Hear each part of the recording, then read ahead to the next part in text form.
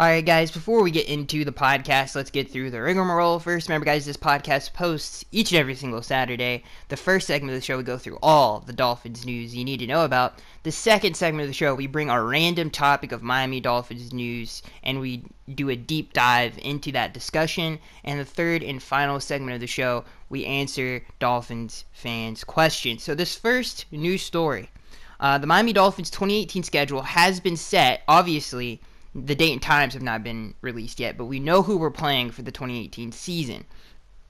A lot of interesting games here. At home, we have obviously our AFC East divisional opponents. We have the Bills, Patriots, and Jets. And outside of the AFC East, we have the Lions, Bears, Jaguars, Titans, and Raiders at home, which should be a lot of interesting teams there. And away, we have the Bills, Patriots, Jets, Packers, Vikings, Texans, Colts, Bengals. Very interesting stuff. Obviously, we're playing the Titans for they might as well be in the AFC East at this point. The Chargers are not on here, which is crazy because we played the Chargers for many years in a row. They might as well have been in the AFC East. So that's interesting. The only AFC West team we have on the schedule is the Raiders. So that's interesting. Some interesting things here. Another cool little nugget here. If Matt Patricia ends up being the Lions' head coach, and then obviously if Josh McDaniels ends up moving to Indianapolis, so we're basically playing three Patriots teams, pretty much. Obviously they're going to run their same philosophies and schemes that they do down there in New England, so that's going to be interesting. And if the whole Bill Belichick thing still is true, and he doesn't want to coach there anymore, or Brady somehow leaves after this season and there's a huge breakup, that's going to be interesting to see the landscape of the AFC East for sure. But there's no Cleveland Browns team on this schedule. A lot of these teams that are on this schedule are going to be way better than they were a year ago. The Raiders, obviously, they got Gruden. That should help them a ton. The Titans are in a little bit of state of a flux, even though they're coming off, the playoff game or the playoff win in Kansas City. Obviously, the Colts should be better with Andrew Luck coming back and Josh McDaniels at the helm, who has yet to prove himself as a head coach. But the team overall should be a better team because they're getting their starting quarterback back. And obviously, the Cincinnati Bengals should be a better team from a year ago as well. They lost a lot of close games last year, and if they fix that offensive line, then that's a pretty dang good team. So a lot of the bad teams that are on our schedule are just, they had a down year, and they're going to be a whole lot better. Same thing with us. Obviously, we had ourselves a very, very bad down year and a lot of distractions and stuff of that nature. So we should be better as well. But a lot of these teams on this list should be better than they were a year ago. And I think some of these teams are going to be worse, especially some of the teams in the AFC East. I think they're going to be worse from a year ago. And I think the Lions, I don't think they're going to be as good. I don't know. I have a feeling about that. The Bears, I think they're going to pretty much stay the same. Matt Nagy, I can't remember his first name. Former offensive coordinator for the Chiefs. We'll see how he does. There's a lot of first-time head coaches on our schedule, which is a good thing. A lot of inexperience there. The Packers game is very interesting. I think scheduling is going to be a huge part in this. You don't want to see the Packers in December, November. Especially the last 2 years, really, the Packers have gotten off to slow starts. So we'll see how they start off this year. So we'll see. I don't know. I definitely don't want to see the Packers in playoff mode. That's for sure. All right, so those are our 2018 opponents. Again, interesting stuff because a lot of those teams had down years. They should be a whole lot better. I'm not saying they're going to be back to, like, the Raiders are going to win. They win, like, 12 games or something crazy like that the year before that.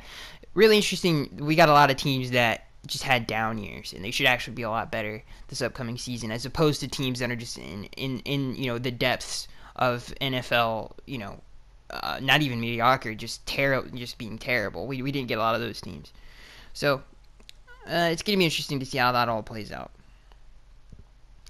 All right, so this first news story, obviously Adam Gase has taken an axe to a lot of his coordinators and a lot of his assistant coaches. And a lot of really good coordinators were just let go, and it's unfortunate that we got Dowell Loggins before some of these guys were let go. Dolphins will not retain Terrell Williams, and they re-sign Clyde Christensen. The Dolphins will not retain. This comes from Pro Football Rumors.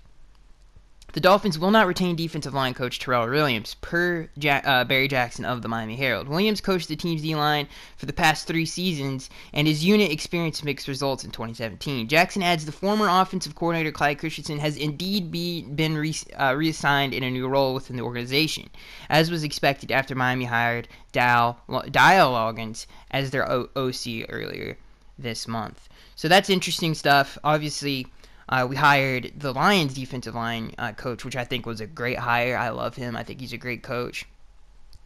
You know, he wasn't working with a ton of talent down there, but he's coached a lot of really good D linemen. Haloti Ngata, Ndamukong Suh, Ezekiel Anza. He's coached a lot of really good players, and, you know, obviously brought them up. Like, all of those players he did a very good job with. So I'm very excited to have him, and he's going to have the most talented front that he's ever had, in my opinion. So it should be fun, and I think he's going to take advantage of that. Terrell, you know, I would have fired him. You know, the one thing that this defense needs is discipline. They really need discipline, and they need to take more and pay attention more to the details than they ever have before. Half of the time, this defense is just playing off of individual efforts and just individual talent, and they never really come together as a cohesive unit. And we saw a lot of touchdowns last year due to miscommunication. Now, there were a lot of new faces on that defense because of injuries, and obviously TJ McDonald and Rashad hasn't had one. You know, every year he has a new partner in the back end with him. So that has a lot to do with it too. But I haven't seen this defense, the offense in 2016 I think was a cohesive unit. I think that's when they were really firing off on all cylinders. But the defense, and Adam Gase is obviously, he coaches the offense, and last year was, I think, an outlier. But, you know, well, not to get off track here, but I think the defense, and I was complaining about it this entire season.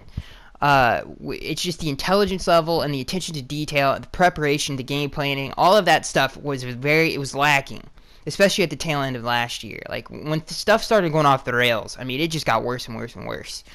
So hopefully he can come in and really coach this team, improve them, you know, teach them to how to play together and play as a unit. And I think this defense will be better for it. And that's something that we haven't seen. So adding new coaches to the staff that are obviously very talented. Like I said, I like that hire a lot. I think he's probably the best hire that Adam Gase has had so far. Is really going to help this defense.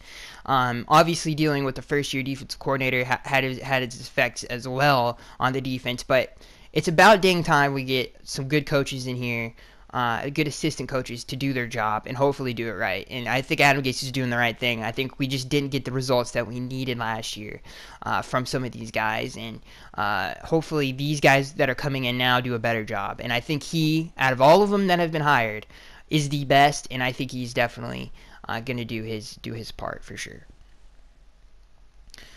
Dolphins hire a new DB coach. The Dolphins have let go of their secondary coach, Lou. I can never pronounce his name right. Inamuro. He was actually our interim defensive coordinator one year. Per Barry Jackson, the Miami Herald, Lou has been with the team since 2012. This is just one of a few changes Miami has made in regards to their coaching staff this offseason. So again, another coach fired. Now to stick with Lou, I think again, it's about time. His pedigree and his record as a coach, not very good. It's not like this man's turning out Darrelle Revis's or Pro Bowl corners, or I don't think he's had, other than Brent Grimes, a Pro Bowl corner in his resume. So it's nice to get rid of some of the old coaches here, and he was here way before Adam Gase got here. So it's nice to see Gase getting some of the old out from older regimes that didn't work out so well, and getting some new guys and some new breath into this coaching staff. And he did not do a good job.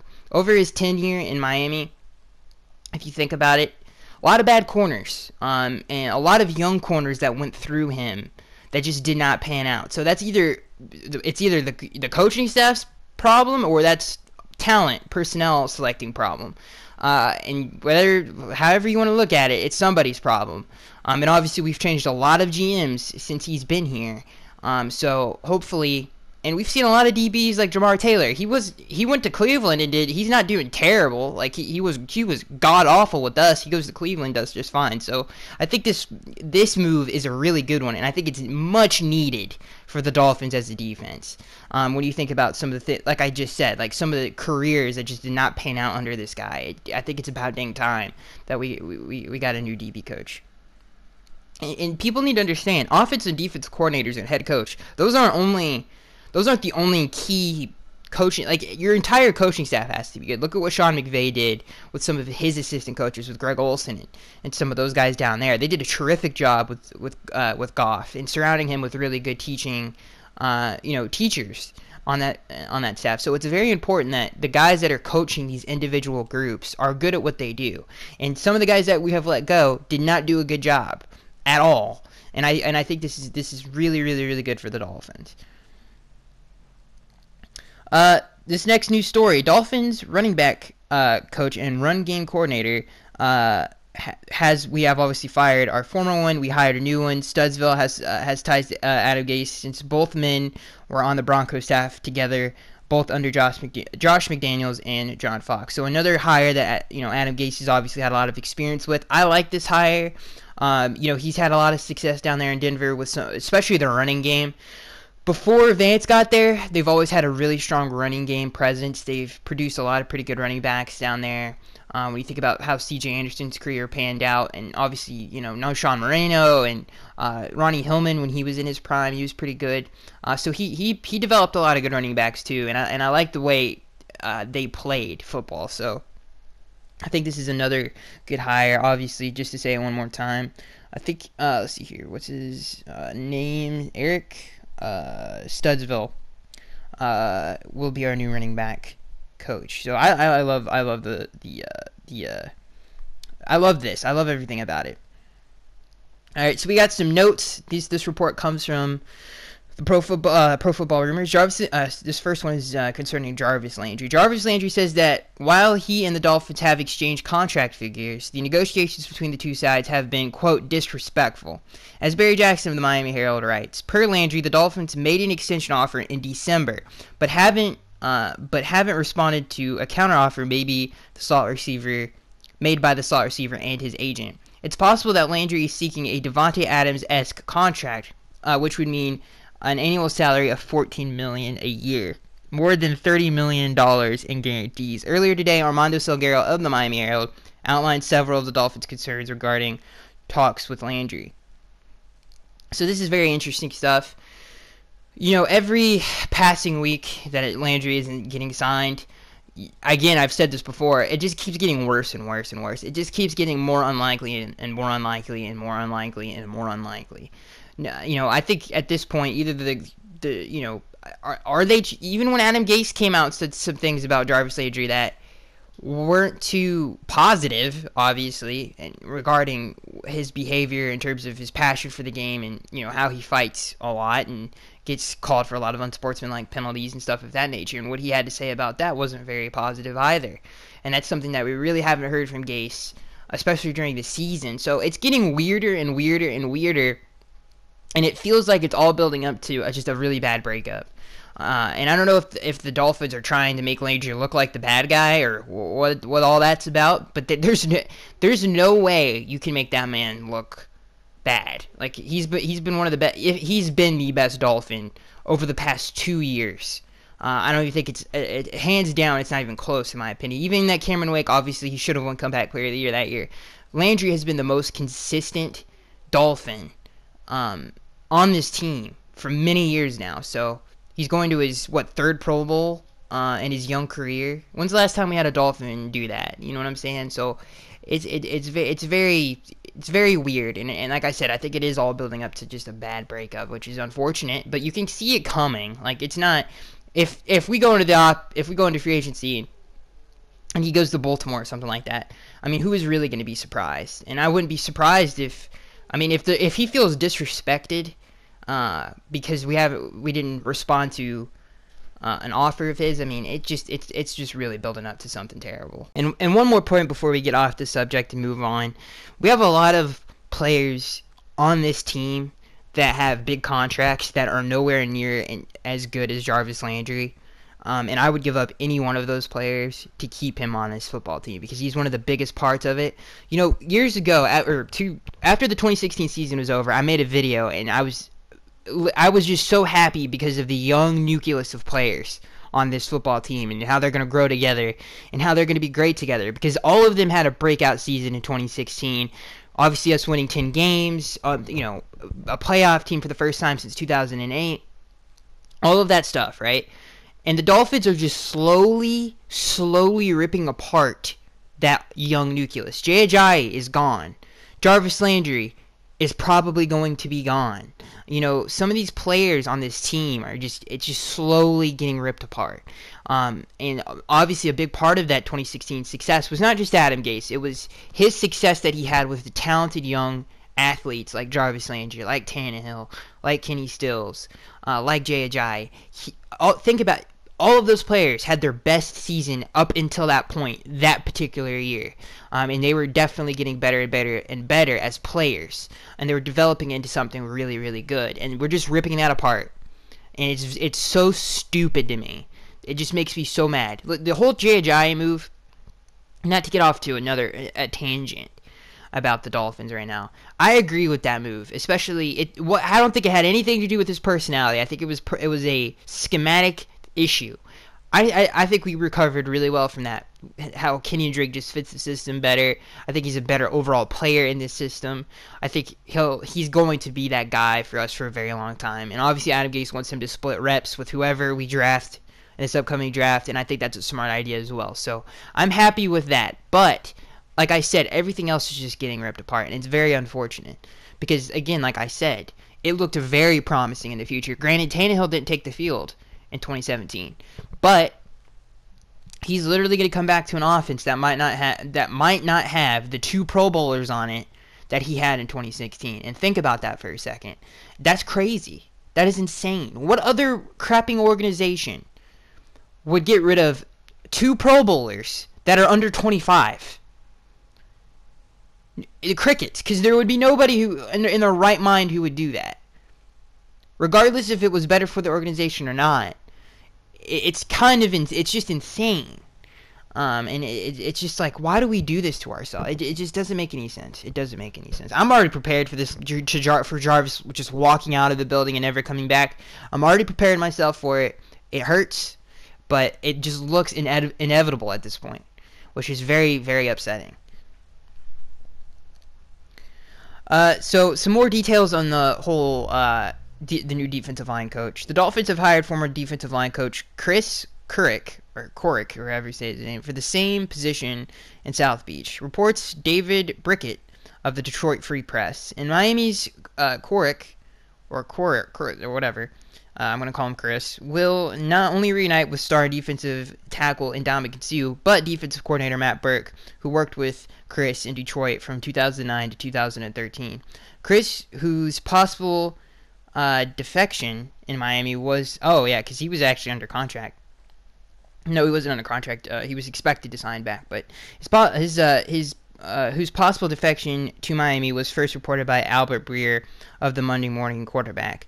Will replace ex-Dolphins D-line coach Terrell Williams, whose contract was not renewed. The Lions have now lost several assistants from the defensive side of the ball, including coordinator Terrell Austin, who took the same role with the Cincinnati Bengals. So, yeah, I love this move. I think he's a great coach. I think it was a great opportunity from him because he's going to a very talented defensive front in terms of the D-line. He's going to be coaching a lot of really good young athletes on that side of the football. It's a very hard thing to pass up as a assistant coach, because this could be good for his career. He could have a great year coaching these guys, and they could have a ton of success, and then he can get either a coordinating job somewhere or a head coaching job somewhere. So this was a great opportunity for him to move forward in his career, coaching some really talented guys. So I think he's going to do a tremendous job with them, and I think they're going to have their best year as a unit together than they ever had before. Because of him, his talent as a coach, and I think hopefully he gets them playing as a unit, like I said before. So it gets me very excited. All right, so this is some more stuff on Jarvis Landry. This is some more This is some more stuff on juice, and this report comes from Pro Football Rumors. If the Dolphins re-sign Jarvis Landry, it won't come cheap. The wide receiver agent says that his client has no interest in taking any sort of a hometown discount to remain in Miami. Quote, how long has the franchise been around? It's always going to be here. Take a discount? Absolutely not. This may be Jarvis Landry's first and last time to set himself up and his family up. He needs to strike while the iron is hot. Plenty of guys that were drafted ahead of Landry have not performed to his level. Look at Jarvis's performance level. If you want to compare him to T.Y. Hilton and the Doug Baldwins, those deals were done 2 or 3 years ago. It's time now. He's the next man up. Landry and Bilbo could be eyeing, which is his agent, Bilbo, could be eyeing Davante Adams' deal with the Packers, which pays $14.5 per year. 14 million per year. As Bilbo is quick to point out, Adams did not take a hometown discount in those negotiations. For reference, Hilton earns $13 million a year and Baldwin earns $11 million a year. From the sound of it, Landry's camp is aiming higher than that since the cap has increased and the wide receiver market has progressed, which I don't agree with. I thought, when Kenny was a free agent, I thought he was going to leave because of how much the Eagles were willing to pay him. They weren't willing to pay him anything, and they didn't even pay Alshon Jeffrey all that much. They gave him a 1-year deal for super cheap. Obviously, they extended him during the season, but at the time, everybody thought the receivers were going to get paid a bunch of cash, and they weren't. So I don't know about that. Instead of a long-term deal, the Dolphins could retain Landry with either the franchise tag or transition tag starting on February 20th. The Dolphins could tag Landry at the franchise rate of $16 million or the transition tag rate of $14 million. The cheaper transition tag could grant the Dolphins the right to match any offer, but they would not receive any draft pick compensation if they decline. The Fins have until March 6th to apply either tag. This week, Landry said the Miami's most recent offer was, quote, disrespectful. I think he said it was disrespectful not because of the amount, but because of obviously the intention behind them or them not answering their offer back. That's why it was disrespectful. So again, it just keeps getting. It just feels like it's building up to a bad breakup. If the Dolphins put the franchise tag on him, because if they put the transition tag on him, somebody's going to offer more, and I just think that would be stupid. So if they put the franchise tag on him, that's $16 million a year, right? You could get him cheaper for that if you just sign him to a long-term deal. If you give him the Davante Adams money with $14 million a year, is that a little crazy? Yeah, you could probably go a little bit lower if you allow him to test the market. I think somebody would be willing to pay him $14 million a year. If you look at some of the teams out there, like a New Orleans or like a Baltimore, who have a ton of cap space that need a slot receiver or any kind of big playmaker on their offense, or Carolina, they're gonna pay him however much they need to, because those are some franchises that have been trying so desperately to find that guy, to get somebody who's under 25, who's already a 3-time Pro Bowler, who has broke the NFL record for most catches at the start of their career. With all of those accolades and all of the promise and all of the room to even improve upon his game through the many years of his career that he's going to have, that eventually will probably lead into Canton, of course they're going to crap and pay him as much money as they possibly can because of all of those things. Why wouldn't you? So, it's just ridiculous. It's honestly ridiculous. Alright, so this next news story. What draft picks do the Miami Dolphins have in the 2018 season? So this is just something we're going to go through really quick. The first round, we have the 11th overall pick. The second round, we have the 43rd overall pick. The third round, we have the 75th overall pick. The fourth round, we have the 107th overall pick. We have the 121st overall pick from the Philadelphia Eagles. Fifth round, we do not have a fifth-round pick because we traded that for Stephon Anthony. The sixth round, we have the 171st overall pick. The seventh round, we have the 190th or the 99th overall pick. And we have also the 203rd overall pick. So we don't have a lot of draft picks. We have 1, 2, 3, 4, 5, 6, 7, and two of the seven are in the seventh round. So that's not too good. Obviously, you would like a little bit more in the earlier rounds, but it is what it is at this point. Obviously, Mike Tannenbaum is a trade-happy kind of executive, and obviously all that kind of stuff adds up. So it is what it is. Moving on from that, Let's see here. What is the next one? Oh, an early look at the Dolphins' free agent options at needy positions. Outside linebacker. Miami will try to upgrade over Lawrence Timmons, but the free agent market doesn't offer a lot of great options. The experiment with the 31-year-old Timmons showed that the Dolphins need to be leery of older linebackers perceived to be on the downside. I honestly don't think he had that bad of a year. Granted, everything else is going to be magnified because of the lack of success that we had. So some of these players are gonna be their failures are gonna be magnified because of that. So I don't think Lawrence did that bad. I don't think he was like, oh, he's just terrible signing. I think he would have definitely been a good role player and a good contributor to a winning team if we were winning. And it's not. I don't think that had anything to do with Lawrence Timmons. He was not one of the big reasons why we were losing, if that makes any sense.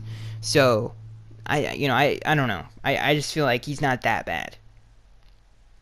If Miami wants to go younger younger quality starting outside linebacker via free agency, there are only a handful of choices, led by Detroit's linebacker Tyree Whitehead. He had 110 tackles, and Philadelphia's Nigel Bradham, 88 tackles, 8 pass defensed. Nigel Bradham is a great example of a player that context matters. He's playing behind a defensive front that is an all-time great Philadelphia Eagles front seven in terms of their defensive line. He's playing behind Fletcher Cox. He's playing behind Brandon Graham. He's playing behind Derek Barnett. He's playing behind Vinnie Curry. He's playing behind these great defensive linemen. So his production might be inflated due to the fact that he's playing on such a great defense. But out of Tyree Whitehead and Nigel Bradham, I love Nigel Bradham. I think he's a great all-around linebacker. And when Jordan Hicks went down, he was obviously leaned on a little bit more because of the lack of linebacker depth there. And he was asked to do more, and I think he did step up to the plate. And I think he's a way better coverage linebacker than Tyree Whitehead as well. All right, so if the Dolphins want to go for an older linebacker, the 31-year-old Connor Barwin, 34 tackles, 5 sacks is still God no. Connor Barwin is a 3-4. He's a 3-4 linebacker. He might as well be a defensive end. Connor Barwin is so far out of his prime. I haven't seen a ton of him this year, but I have watched a lot of Rams games, and from what I have seen, he's another player. He's just not. He does not fit the scheme. He's not. That would be a terrible addition to the defense. He would be god awful. And as a 4-3 linebacker, you're in coverage 1,000 times more than you are as a 3-4 outside linebacker. That's not even close. They're two completely different positions. If you wanted to add an inside linebacker, some of whom can play outside to the list, the appealing 30 and under free agent starters are set to hit free agency as much deeper. A group including Washington's Zach Brown. Zach Brown can absolutely play outside linebacker. He's a great pass rusher. He's a great coverage linebacker. He's super fast, super athletic. I just don't think the Dolphins are going to go down that road because obviously the rumors were that when he visited the organization the first time, they just didn't like his personality. I don't think Adam Gase or Zach Brown wants to go to a team that either said that about him or Adam Gase just doesn't want somebody like him on the team. Zach Brown had 127 tackles and 2.5 sacks.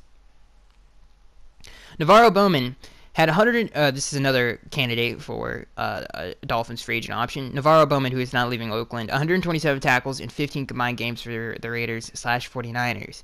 Jets, Demario Davis, 135 tackles, 5 sacks. Demario Davis has always been a really good outside 3-4 kind of linebacker. He's okay in coverage, but he's more of like I'm a great run defender. I'm going to get after the quarterback type of a guy. Indy's John Bostic, 97 tackles and a sack. Not really a fit either. Avery Williamson, 92 tackles, 3 sacks. Buffalo's Preston Brown, 144 tackles. And Dallas, Anthony Hitchens. Stop the brakes, pump them. Pump them right now. If we want to get a Pro Bowl caliber linebacker, there are 3 of them really 2 of them, but there are 3 of them on this list. Nigel Bradham is more unlikely to have that kind of production. But when you look at Preston Brown, who deserves a long-term deal and to be he deserves all the money in the world. He's a great player. I love Preston Brown. Or Anthony Hitchens, who is also a great player. Those 2 are Pro Bowl caliber talents perennially. Like every year they could be in the Pro Bowl in my opinion. So if the Dolphins want a really good linebacker, Preston Brown or Anthony Hitchens I would crep and cut Kiko right now. I would kick Kiko in the forehead and tell him to get out of the crapping building, and I would get Anthony Hitchens and Preston Brown. And that's no disrespect to Kiko, but my God, Kiko, please, because he's just not. I swear to God, he's just not a linebacker. I don't know what else to say. The man's not a thumper. He's not good in the trenches at all, and he's not good in coverage. So getting an Anthony Hitchens or Preston Brown would be a huge upgrade from Kiko or any of the guys on our roster, really, other than Raekwon. But we don't know what Raekwon is yet. So I think Preston and or Anthony or Nigel could come in and really teach Raekwon, and he could play alongside a very productive NFL linebacker like those two. And I think it would benefit the Dolphins greatly to have a Preston Brown, who's a really good middle linebacker and a great leader, and Anthony Hitchens, who's another really good player. And I don't know about his leadership, but he's a very good player. So yeah, there's a lot of really good options there. That especially Anthony Hitchens and Preston Brown. I love both of those guys. I think that they are very good players. And Zach Brown, I think Zach Brown's a great player too, but I just don't. He's another Pro Bowler. I should say there's 4 Pro Bowlers on that list, but I just don't think the Dolphins. I don't know. It just seems very unlikely. All right, so moving on. This is this is Barry Jackson's list of viable free agent options, and we're just gonna go through them, and I'll give you my opinion on them. Dolphins, so this is at defensive end. The Dolphins have 3 pieces set for 2018: Cameron Wake, Andre Branch, Charles Harris, but we'll look to add a 4th. Free agent William Hayes is viewed as a fallback option if he's willing to take a low money deal after free agency starts. Even though Branch was disappointing, it could cost more against Miami's cap to cut him than keep him. They're actually right about that. Considering the Dolphins have the 5th fewest sacks in the league, 30, a case could be made to sign a highly skilled pass rushing defensive end from a group including free agents Adrian Claiborne. Adrian's a little old. I don't want to go down that. He's 29.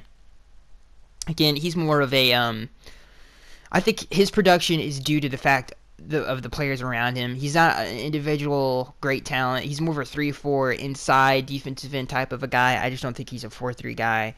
I don't like the fit there. Ezekiel Anza is another option that Barry brings up. He had 44 tackles, 12 sacks for Detroit, and he's 28. I love Ezekiel if he could stay healthy. If he could stay healthy, I would sign him. I'd sign him right now, but he can't. So that's a huge red flag. Alex Okafor, absolutely not. And Julius Peppers, who is obviously super old, he has 11 sacks. And again, he had a lot of success due to the players around him as well.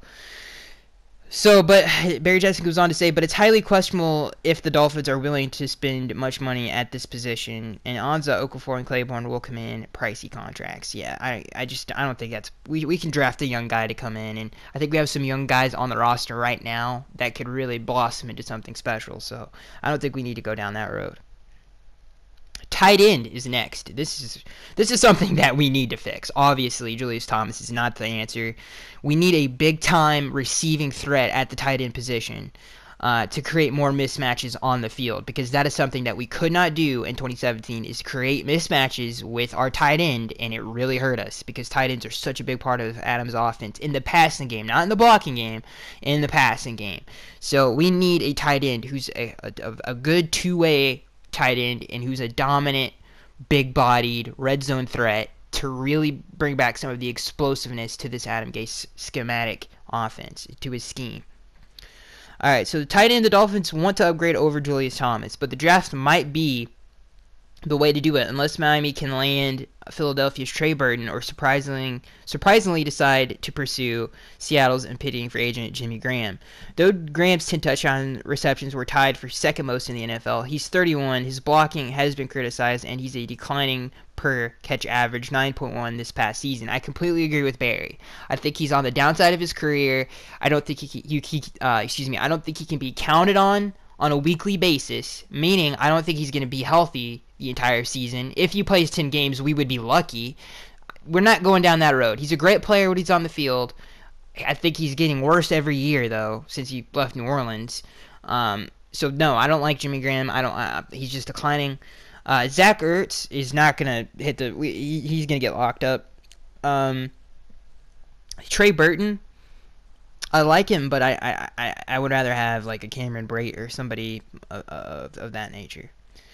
Beyond Dolphins backup Anthony Fasano, who said he might retire, the free agent tight ends class is weak, highlighted by Carolina's Ed Dickson, 30 catches for 437 yards. Out of his 437 yards, he got like most of that yardage off of one game, by the way.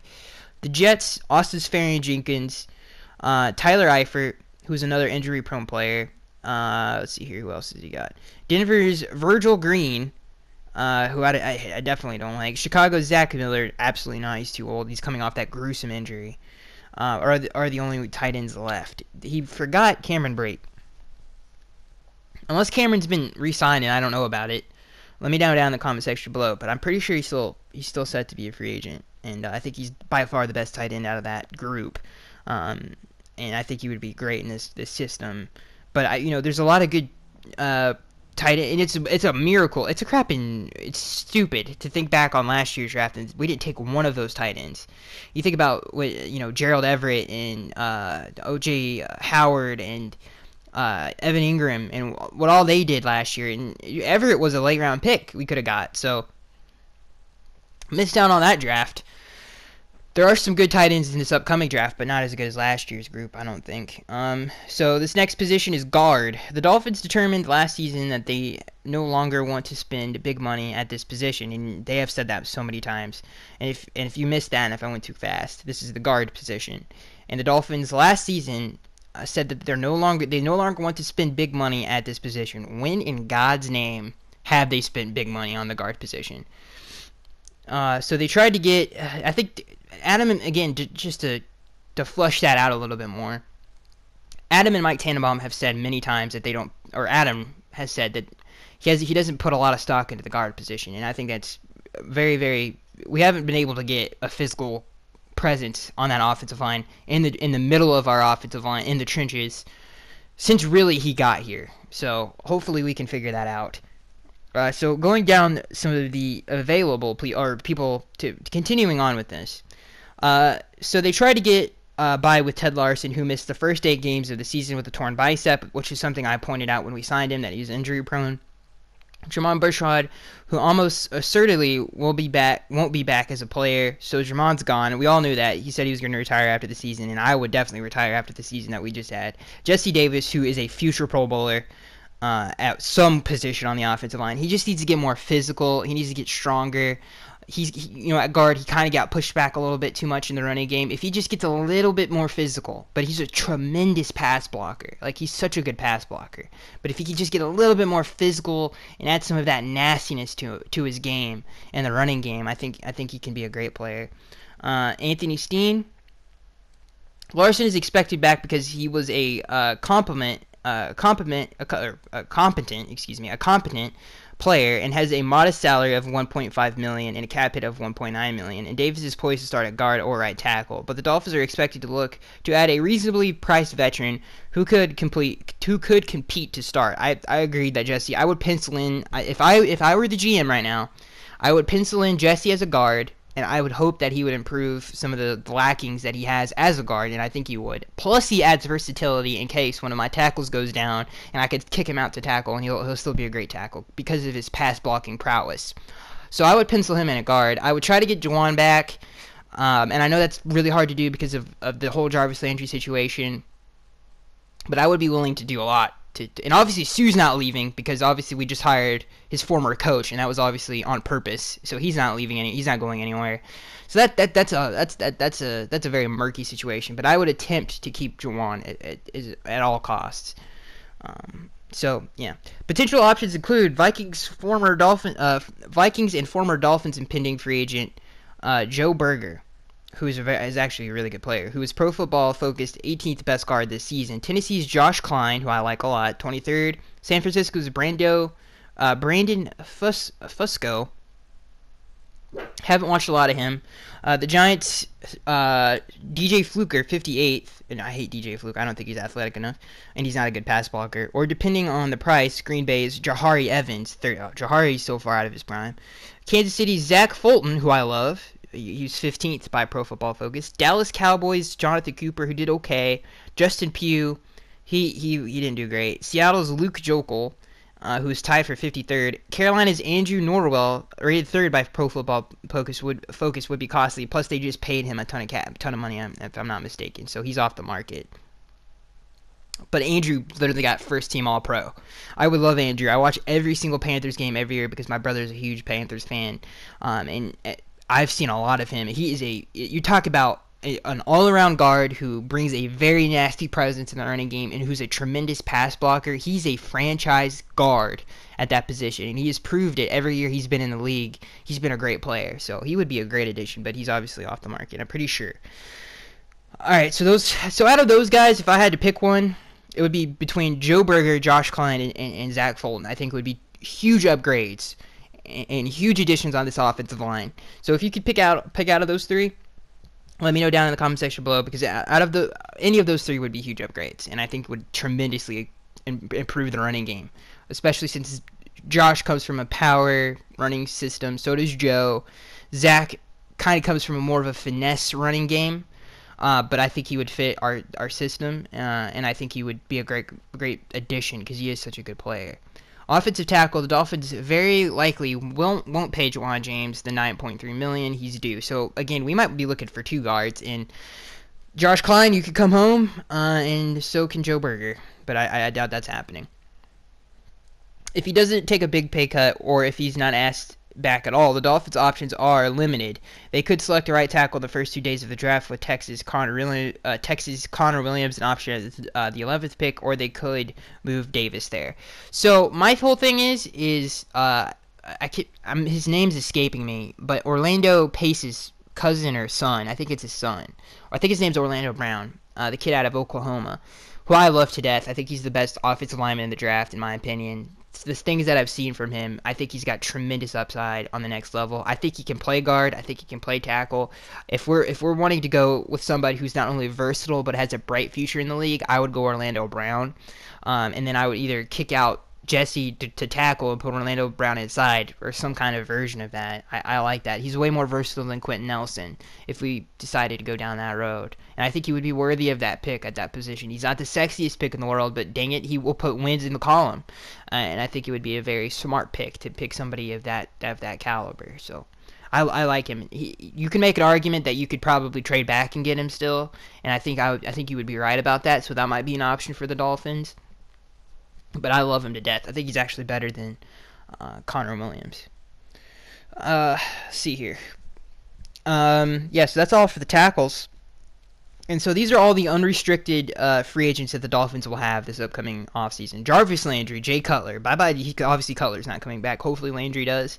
William Hayes, Damian Williams, Anthony Fasano, Jermon Bushrod, Koa Misi, Nate Allen, Michael Thomas, Matt Moore, John Denny, Alter Onderverner, Sam Young, David Fales, Walt Aikens, and Terrence Fede. A lot of those guys are key contributors to special teams, especially Terrence Fede, especially Michael Thomas, and especially Walt Aikens. So those are all huge contributors to special teams. Guys, I don't think we're going to be able to get into the random topic, or we're running low on time, and we still have a ton of news to go through. Let's see here. I think we're going to do one more news story, but there is a couple more that we just did not get to. Let's see here. I'm trying to select the best one here. All right, so the last few that we didn't get to. Well, really the only one that matters is this one, and I guess we're gonna do this one. Miami Dolphins, is Ryan Tannehill the right quarterback? After a season tormented by more turnovers than touchdowns at the quarterback position, the Miami Dolphins are desperate for Ryan Tannehill's return in 2018. When Tannehill suffered a partially torn ACL during the Dolphins' first full team practice in August, Miami had to make a quick move for a quarterback. 3 days after his injury, the team signed Jay Cutler to a one-year, $10 million contract. The deal proved to be a domino effect as the year progressed. On the season, Cutler accounted for 19 touchdowns, 14 interceptions, and 6 fumbles. He currently He's currently a free agent after one season in Miami. And with Tannehill expected to participate in some capacity during the Dolphins' offseason programs, the team is most likely going to move on from the 34-year-old quarterback. In Miami's eyes, Tannehill is their quarterback of the future. In 2018, he'll be the team's highest-paid player. Yes, he'll make even more than Ndamukong Suh. Tannehill will rake in over $17 million this year and is an unrestricted free agent. Isn't an unrestricted free agent until the 2021 season. Miami was fond enough of their first-round pick from him in 2012 to ink him to a 4-year, $77 million contract. In 77 starts, Tannehill led a mediocre at best Dolphins team to a 37-40 record. Here's how he fared statistically over those 5 seasons. In 2012, his rookie year, he threw for 3,294 yards, 12 touchdowns, and 13 picks. He had a passer rating of 76.1, and it was a shaky first season for Tannehill, and it concluded with Miami finishing 7-9, which wasn't, especially the team he had around him, was actually pretty impressive at the time. In 2013, he avoided a sophomore slump. He recorded almost 4,000 passing yards, just below that. 24 touchdowns, 17 picks, and a passer rating of 81.7. Tannehill threw his first 4,000-yard season in 2014. He finished the year with 4,000 yards passing, 17 touchdowns, and 12 interceptions. Oh, wait. In 2014, his stat 4,000. That's not right. He did not have 17 touchdowns in 2014. I think he had 27, if I'm not mistaken. He had 27 and 12. So that's a typo. And a passer rating of 92.8, and I think that was his first year with Bill Lazor, if I'm not mistaken. But he did not have 17 touchdowns and 12 picks. He had 27 and 12. 2015 was his last season being plagued with back-to-back knee injuries. He easily surpassed 4,000 yards, and it was a compliment with a 2-to-1 touchdown two interception ratio. He finished the season with well over 4,000 passing yards, 24 touchdowns, and 12 picks, and a passer rating of 88.7. And in my opinion, that was the worst season he experienced as a Dolphins quarterback. Not because of his performance. I'm saying with everything that happened around him, with Dan Campbell coming in as an interim head coach and all the dysfunction that was just radiating off of the organization and off the building that he had to deal with that season. I mean, it was gross. It was like it was so bad you could probably go into the Dolphins building and just scrape off grime. That's how bad and just disorderly and how dysfunctional the organization was at that point in time. And I think that was the worst season he experienced as a player, to be honest with you, because that was just gross. All of the stuff that was going on with Brent Grimes, all of the distraction, there was clearly no leadership on that team. And you think about a quarterback who's in his 3rd season or his 4th season at that point, having to deal with all of that is absolutely unacceptable. Tannehill has dealt with such dysfunction in Miami. That if he was drafted anywhere else with a stable organization, he probably would be a crapping 3 or 4 time Pro Bowler by now. But all the stuff he had to deal with his first few years here, I mean, it's almost crazy. Like I wouldn't wish that upon any quarterback that would have to deal with something like that. I think see,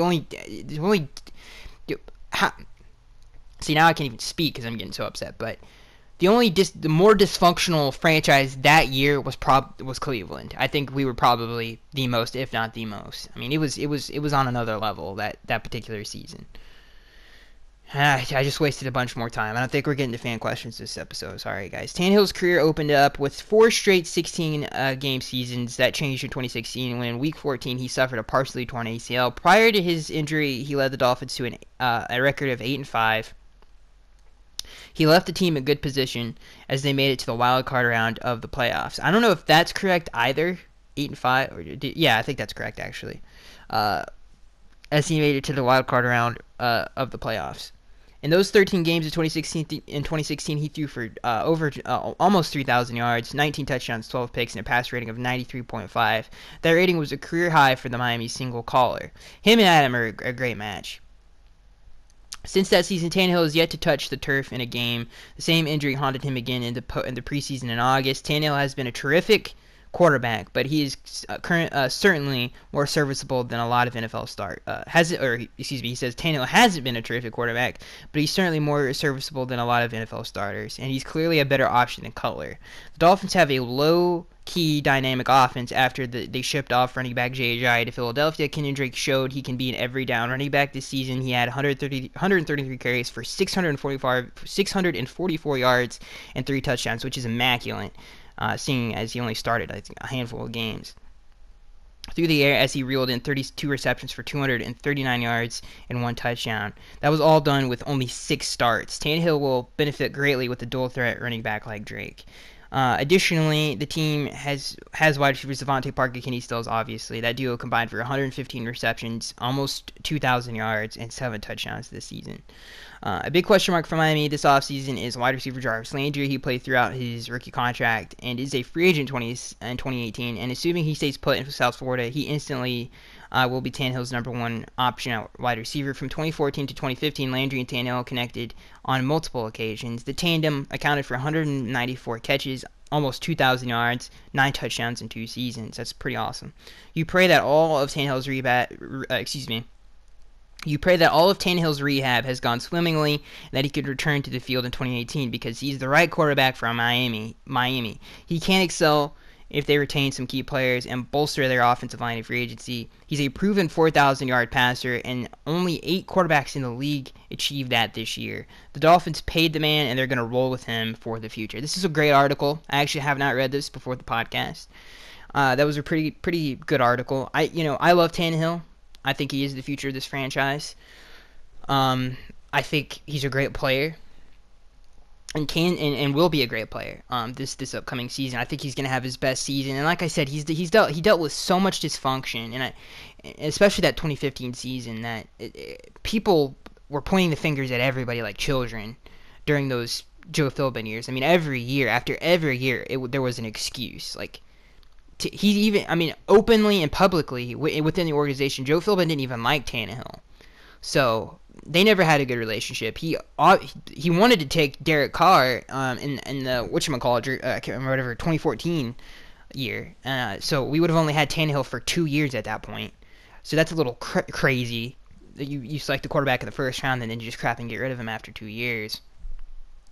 Obviously Joe Philbin didn't have a ton of faith in him, to the point where he literally ruined his development in those early years and would not allow him to audible, which is just a huge mistake. And we saw what he could do with audibling skills in the 2016 season. That huge run against the Bills. I'm getting off track here, but he did a tremendous job with that kind of responsibility when he was given it. So it's just a whole rigmarole. I'm gonna have to do a separate video of the fan questions, so keep asking them if you haven't asked already. We might answer a couple questions here before the podcast ends. We'll answer a couple questions here. Still got a few more minutes before we skedaddle here. But again, it's an interesting. The Dolphins have a lot of big time decisions that they have to make after this season, and Tannehill's one of them. Are they going to draft a young guy? What are they going to do with that whole situation? Who is their first round pick? What do they do with Jarvis Landry? What do they do with Juwan James? All of these decisions that are going to be made weigh heavily upon the organization, and they're very, very critical decisions. So whatever decisions are made are obviously going to be franchise changing for the next 2 years. But I'm excited to see. I think this year is going to decide, and especially for me, I don't care what the organization does, what Tannehill actually is, because I think this is his really 3rd year in the system. I'm sure he's been studying, knowing Tannehill and his work ethic and things that you hear from the Dolphins and stuff of that nature. I'm sure he's been working hard at it. I'm sure he's well versed into the playbook at this point. This is the year that he had, and Adam Gase said before the 2017 season started that Tannehill was going to be, according to Jeff Darlington of ESPN, quote, a beast. So if we see that Tannehill come back and he is a beast, then he's going to be our quarterback for the rest of his career. And I have faith in that. I have a lot of faith in that. I think he's an underrated player. for all the hate that he gets. You know, even in that article saying he's not a great quarterback, but he's a serviceable quarterback. I think he's more than that. And I've said this, and I'll say it again. I said this in this podcast. If he was drafted to a more stable organization with a more stable coaching staff in a better development environment, he would be many times over Pro Bowl quarterback, and he would be regarded as one of the best quarterbacks to come out of the 2012 draft. Not that he already isn't, but I'm just saying, a lot nationally, the perception of Tannehill would be a lot different than it is right now. And the Dolphins, that's their crap and fault. It's their fault, because Tannehill is a talented player. He's a very talented player, so they can only blame themselves for the slow start, in my opinion. So, and I don't, and the 2016 season, in my opinion, was his breakout season. I know he has a lot more to prove to the Dolphins fans to sell them, and I think if Adam Gase was right that he was going to be a beast going into the 2017 season, then I have all the faith in the world. Adam would have no reason to say that if he didn't believe it. We know Adam Gase; he doesn't lie. He literally doesn't lie about anything he does. He's very brash, very candid human being, so he wouldn't lie about something like that, and I trust that, and I cannot wait to see what the two do in the 2018 season. Hopefully he's healthy. So that is going to be the podcast for this week, guys. I have no idea why, but I cannot pull up my list or my list of questions here for some reason. It's not pulling up. I don't know why, but it's just not pulling up. So I'm gonna have to make a separate video or just save the questions. Just let me know what you guys want to do down in the comment section below. I am Skax1383, and I will see you guys in the next one.